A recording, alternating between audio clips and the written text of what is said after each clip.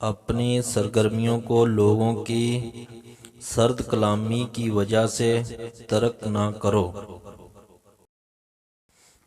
اگر خدا کی رضا اور خوشی چاہتے ہو تو دنیاوی چیزوں سے اپنا پیچھا چھڑاؤ اور نادانی سے بچنے کی کوشش کرو۔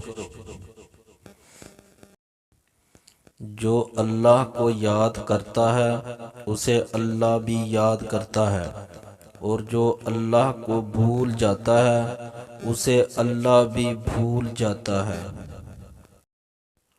مسافر کے لیے یہ لازم ہے کہ وہ ہر حال میں سنت رسول کی پیروی کرے اور اپنے میزبان پر زیادہ بوجھ نہ ڈالے۔